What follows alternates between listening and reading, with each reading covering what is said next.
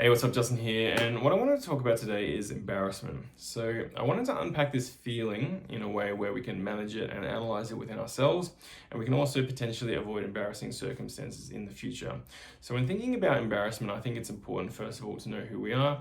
It's important to know when to lead and when to follow, and it's also important to just know when to be modest about everything. So, with knowing who we are, that's just such a big question, I guess, and finding your voice and finding out what is your authentic self is a lifelong process that is one of those big life and just worldly things that everyone experiences. But there's a couple of things we can do to know who we are that will help us with this feeling of embarrassment. So if you think about a situation where you felt really, really embarrassed, maybe the other people in the situation responded really well and were nodding and laughing and going along with whatever that is you were doing, but you, for some reason, even though there was no evidence to logically feel embarrassed, you for some reason felt that way anyway. And there might be another situation where everyone's literally pointing and laughing at you and teasing you, and you don't feel embarrassed at all. In fact, you might even feel proud of doing something because it was your authentic self. So I think the reason that happens is because if you're doing something that's not yourself, and maybe you're just borrowing other people's worldview or philosophy or even way of talking or thinking, then in a way it's kind of communicating that, first of all, you're lying to someone or you're disrespecting them in a way, or at the very least you're just confused and you don't know who you are or what's true to you. So there's a little bit of thinking to do, and maybe the embarrassment can be a bit of a cleansing kind of way of thinking about who actually am I and what makes me an authentic person. So one way I like to think about it is just thinking about what gives you energy. So a good positive energy where you want to be productive and contribute and engage with the world is a really good indicator of who you are as a person based on what activities that you do. So if you think about the classic example, there's a label for this, which I don't agree with labels, but there's a term introvert, extrovert. Then some people will say going out and socializing gives me energy, and some people say going out and socializing maybe drains me a little bit. But I think it's like that for every single activity.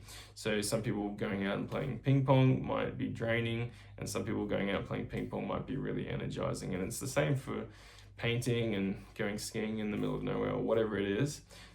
Some people have different experiences in terms of energy level based on the activity that is you're doing. And I think also what you're saying can have a similar effect.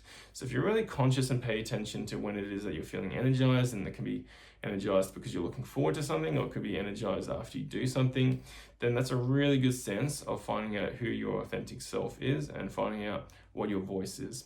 It's also really important to know who you are in terms of, you can be kind of like a bit ruthless or mean at times, and you can talk with God about that and maybe understand that that's you as well, and that you don't have to be just kind and friendly to everyone else in the world all the time, and maybe that's just not your purpose, that's not your role as a person in life, and you can pray and think about that from your role as well. So it's important to not only know who you are but also love who you are, based on a lot of maybe ideas about you don't get to choose who you are. In a sense, you are just you, and it's important to just talk to God about that and just be at peace with that, and also just know that you're living an ethical life. And if you feel embarrassed about something, maybe you're going off track a little bit, but maybe you've done something that you feel proud of, and it's important to just sit in that feeling as well.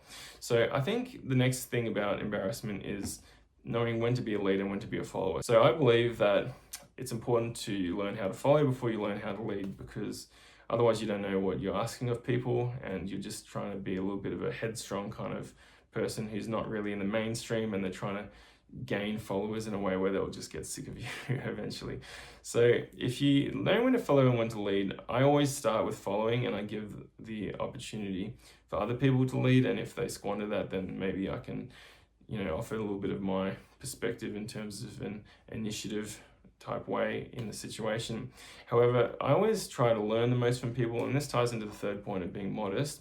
Putting yourself below people gives you an opportunity to A, see the best in them, B, be inspired by them, and C, just be well connected with everyone, because you're not trying to have some ego that you think you're better than other people. So if you know when to lead and when to follow, and you can navigate that, there's going to be a chance that you're being your authentic self at the right moments, but you're not just being some kind of headstrong person who's trying to lead all the time and trying to be your authentic self all the time. You're still open to growing, and there is going to be situations where you are putting yourself in a position where it is likely that you fail publicly, or you're going to be embarrassed publicly in terms of you putting yourself out there. But knowing when to lead and when to follow, knowing who you are and what is your authentic self, and talking to God about that, and also just being modest and putting yourself below people in the terms of just a humble way is really, really important, and 3 great ways to think about the feeling of embarrassment. So I hope you guys gain some sort of value from this video, and I'll catch you guys next time. Look. Yeah, look.